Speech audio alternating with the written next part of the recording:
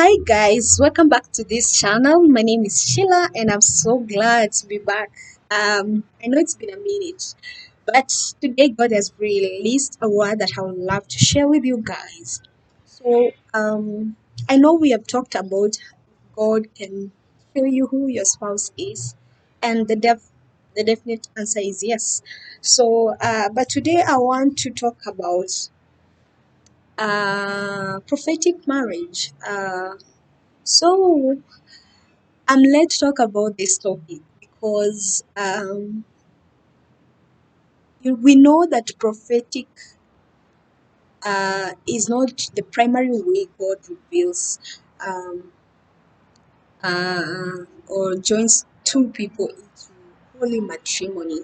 And we see that very well in the Bible, in His Word. We can pick some stories, but today I'll just give examples of the marriage between Mary and Joseph, and also between Hosea and Gomer. I'm here to outline that God cannot speak to everyone prophetically concerning marriage. God cannot reveal to you either maybe through dream, through a vision, or a word that He can put in your heart, or maybe let's say a revelation, and through a man of God. It's not the primary way of God doing that or joining two people into marriage. However, I'm here to outline that He still does that and He can still do that. But it's dependent on majorly several factors. And I'll just specifically share two major reasons why I felt God put in my heart to share with you guys, so that you may know why He may choose to do that with some people and not with others.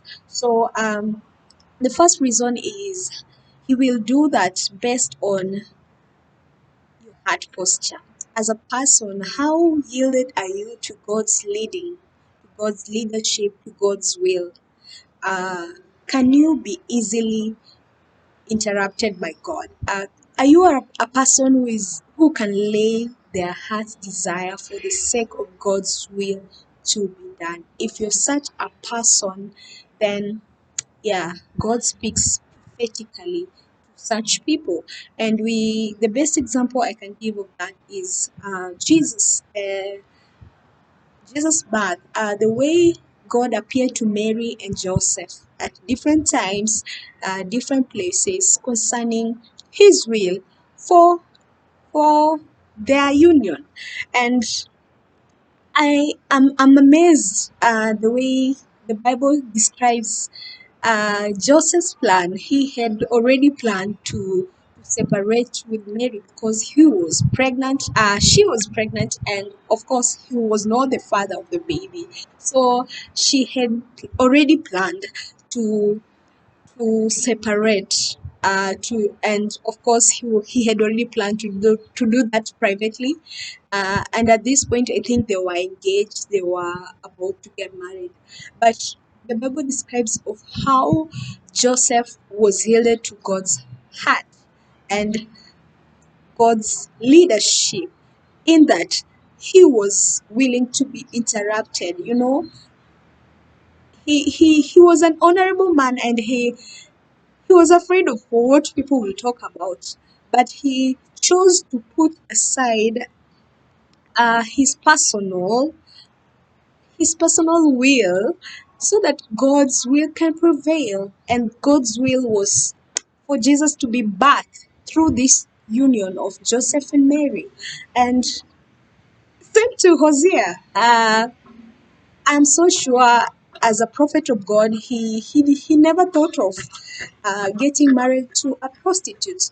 But behold, God says, "This is my perfect will," and Hosea goes on and yields to God's will.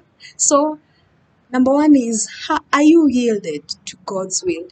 God will only speak prophetically to you concerning your marriage or your spouse if you're yielded to His will.